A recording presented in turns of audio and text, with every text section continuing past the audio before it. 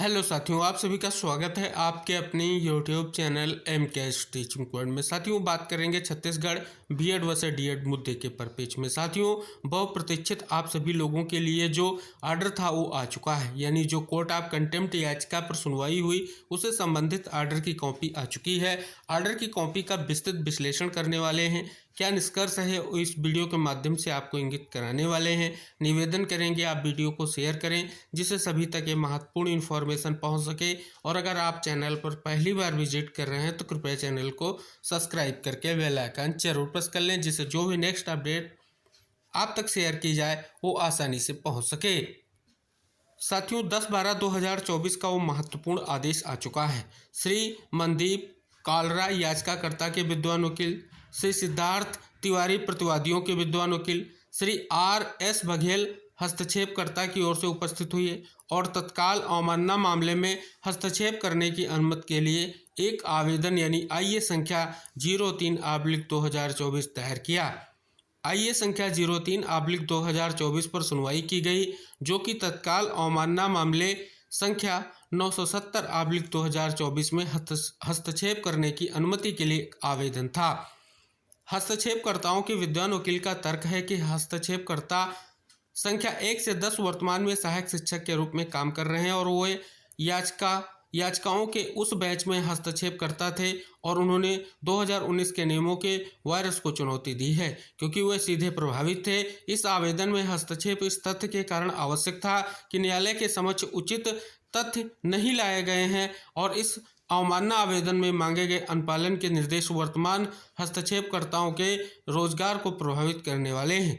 हस्तक्षेपकर्ताओं के विद्वान वकील ने आगे प्रस्तुत किया कि SLP डायरी संख्या 17/948/2024 की बर्खास्तगी के खिलाफ हस्तक्षेपकर्ता द्वारा माननीय सर्वोच्च न्यायालय के समक्ष एक समीक्षा याचिका दायर की गई है जो विचाराधीन है और वह प्रार्थना करता है कि वर्तमान आवेदन की अनुमति दी जा सकती है। याचिकाकर्ता के विद्वान वकील ने हस्तक्षेपकर्ताओं द्वारा दायर आवेदन का विरोध किया है। इस न्यायालय का मत है चूंकि इस न्यायालय की खंडपीठ के समक्ष याचिकाओं के उस समूह में हस्तक्षेपकर्ताओं की प्रार्थना पहले ही खारिज हो चुकी है, इसलिए वर्तमान अवमानना याचिका में हस्तक्षेप करने का कोई अधिकार नहीं है। इस प्रकार वर्तमान आवेदन IA संख्या 03/2024 खारिज किया जाता है। वर्तमान अवमानना याचिका याचिकाकर्ताओं द्वारा दायर की गई है जिसमें इस न्यायालय द्वारा WPS संख्या 7344/2023 और अन्य संबंधित मामले में पारित दिनांक 2/4/2024 के आदेश का पालन न करने का आरोप लगाया गया है।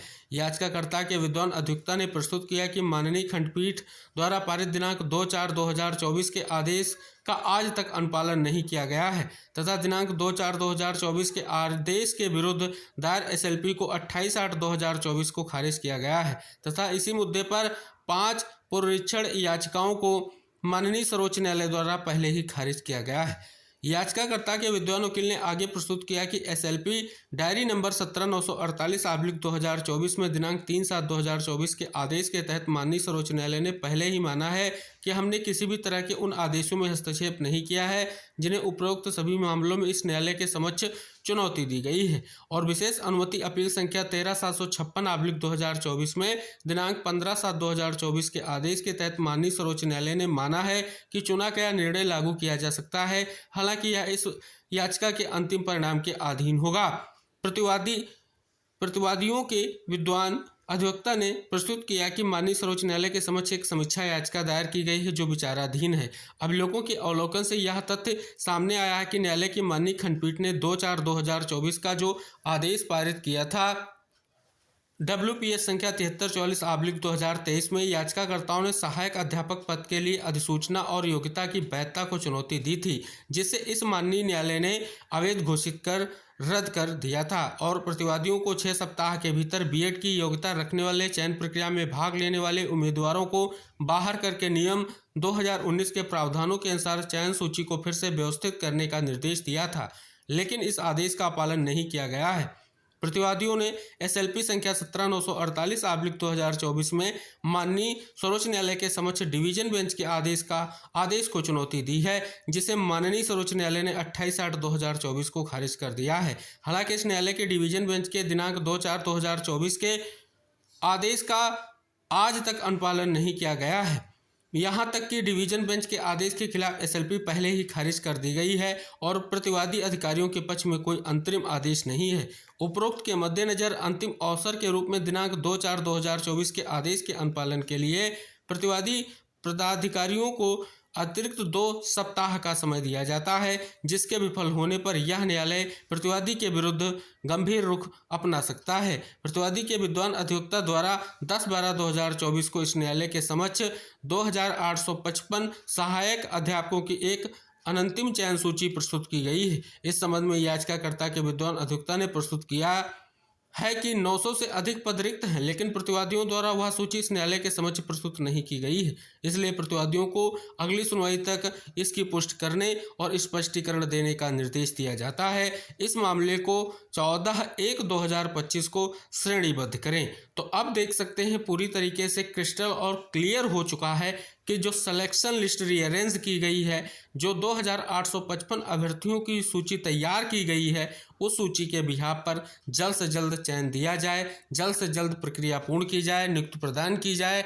इस प्रकार से अगर बात कर लें जो वैकेंट पोस्ट हैं 900, उनको लेकर के भी निष्कर्ष जो है आर्डर में आ चुका है। तो पूरी तरीके से ये आर्डर डीएड अभ्यर्थियों के फेवर में है और फाइनली जो है उनकी नियुक्ति को लेकर के 2 सप्ताह का समय और दिया गया है। और अब जो नेक्स्ट सुनवाई होगी वो आपकी 14 जनवरी 2025 को होगी। तो कहीं ना कहीं ये आदेश बहुत ही महत्वपूर्ण है, जिसका एक लंबे समय से डीएड अभ्यर्थी इंतजार कर रहे थे। फाइनली वो आदेश आ चुका है और अब कहीं ना कहीं निर्देश दिया गया है कि जल्द से जल्द जो है इनकी नियुक्ति को है पूर्ण किया जाए और इनका चयन सुनिश्चित किया जाए।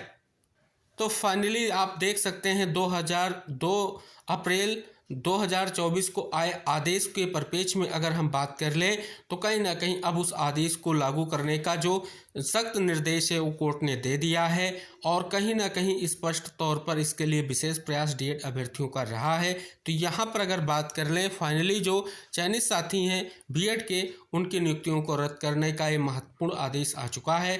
तो फिलहाल ये निष्कर्ष आप भी देखें, अन्य साथियों तक शेयर करें।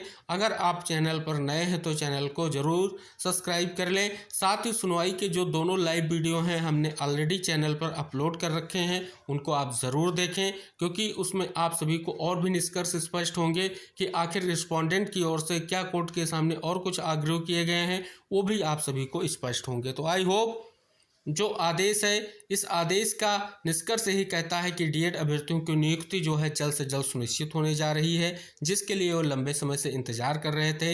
हाई कोर्ट फैसले के बाद सुप्रीम कोर्ट में कहीं ना कहीं लंबा इंतजार उन्होंने किया और एक लंबे संघर्ष के बाद फाइनली उनकी नियुक्ति जो है होने जा रही है। और उम्मीद है जो कहीं ना कहीं तय समय सीमा है, इस तय समय सीमा में ही उनकी नियुक्ति को लेकर के स्थिति जरूर क्लियर होगी। तो फिलहाल ये निष्कर्ष है, आप भी देखें, शेयर करें। चैनल पर नए हैं तो चैनल को जरूर सब्सक्राइब कर लें।